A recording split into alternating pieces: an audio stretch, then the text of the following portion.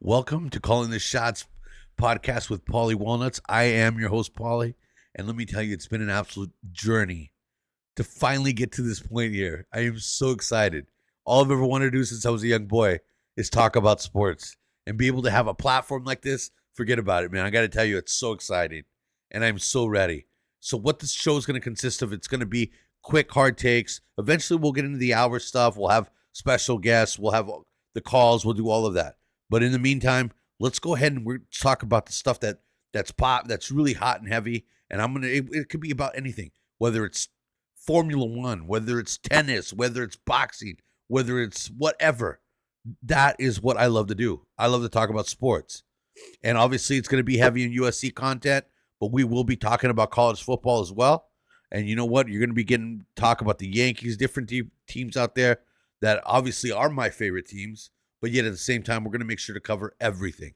I know it's a little confusing now, but let's just go with the takes. And if you have any questions, please feel free to hit me up with those questions. And you know what? I got you. I will answer every single one of them.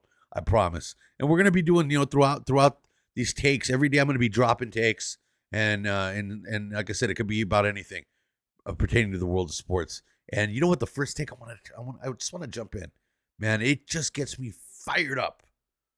It felt so good to get excited over a prize fight for once in I don't know how many years. And then on top of that, not have to pay $100 and something for a waste of a fight, some stupid fight that's rigged. And so that was the first thing that really, really just brought me back to that old, way of feeling, where you were excited, your friends were over, you guys were having a great time. So a little bit too late for me, man. I'm already an older guy. So you know what I can do without the 9:30 start. Anyway, let's get back to it, man. Let me tell you. Of course, Canelo, everyone's the people's champion, man. Everybody loves this guy. He can do no wrong, even though he's probably one of the individuals that is the biggest reason why boxing has been struggling throughout the years. He adopted the Mayweather effect, I call it. Just hand-picking and choosing these fighters and waiting until they're pretty much a little, I don't want to say tomato cans, but a little over the edge on the wrong side of 30. And then Canelo eventually agree to the fight, take advantage of the situation, and pad his stats, sort of LeBron-esque. But you know what? That's just a little shot at one of my friends there. I'm just joking, buddy. Anyway, we came back to it. What a great fight. You got to witness boxing at its finest, the sweet science. Crawford, to me, is one of the best fighters in this era that I've ever seen. First of all, he's a southpaw. Southpaws don't get a lot of love. No one ever wants to fight a southpaw. Trust me, I know. I was a big Pernell Whitaker fan. Everyone dodged them. They're really difficult to fight. But the one thing about Crawford, he can fight with either hand. And on top of that, he's a savant when it comes to boxing. His ability to understand and break down a fighter and adapt during the fight is second to none, folks. He is amazing at that. His footwork, all of it. For him to be able to take that Mexican style, which is constant pressure, coming forward, putting that pressure, cutting the ring off, getting you all against the ropes, and then doing damage like that, for him to avoid that and roll off of that, and as he's rolling out of those, still connect with some damaging blows was a thing of beauty to me. My God, that guy was so phenomenal last night. Kudos to him, man. I'm telling you right now, he just etched himself in the history books as one of the best fighters. I would say maybe top 10, top 15 of all time. And who knows if he's going to continue to fight. The sad thing about it, we're going to have to continue to deal with Canelo for a while. The cupboard's pretty bare out there. I don't see anyone in the near future taking that mantle of pound for pound the best right now when it comes to the talent that's out there. There's not a whole lot of guys that have been kind of put in that direction to become that next superstar. And it's a little concerning because one thing about boxing is throughout the years you always had a list of guys that were always fighting for that title of pound for pound the best. And right now it's a little bare, man, and the guys that they do have, maybe they're the marketing isn't being done properly, the exposure isn't right, or whatever. But I just don't see anything exciting out there right now. I really don't.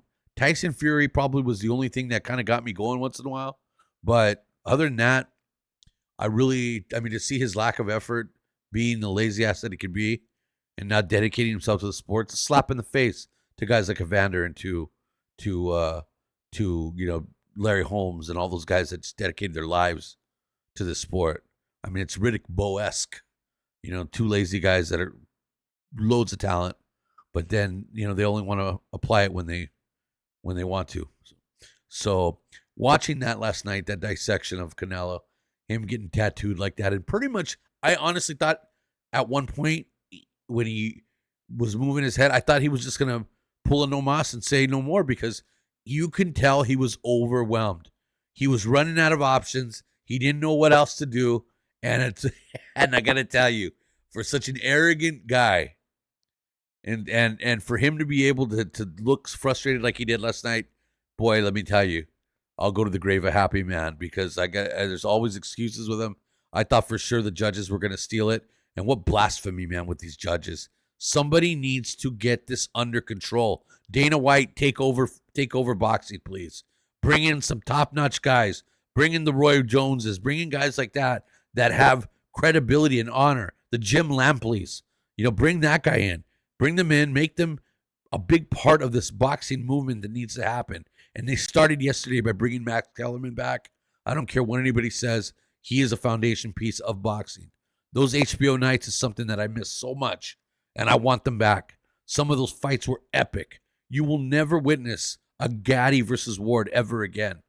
Those fights, I remember sitting at home in my room watching those fights and literally almost ripping my shirt off, drenched in sweat.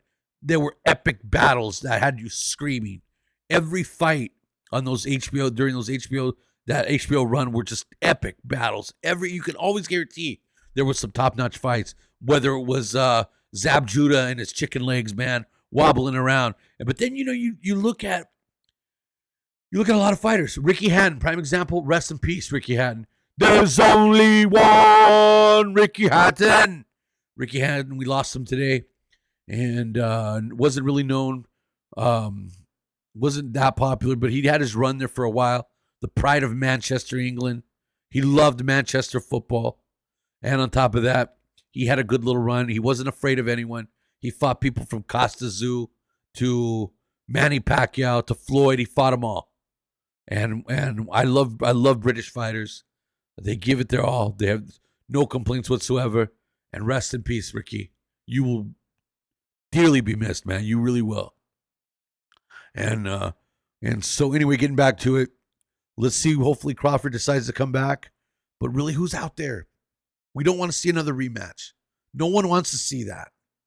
So we'll have to figure out what's going to happen. Benavidez is another target out there. I think Benavidez is too big. Too big. His frame is just way too big for Bud Crawford. But obviously Canelo's going to wait that fight out. Wait that guy out. He's going to wait a couple more years. Probably till Benavidez is a little tanked from those. But that's his style. The phone booth. Beating each other up kind of thing. That's what he wants. And Benavidez will be there in a couple of years for him.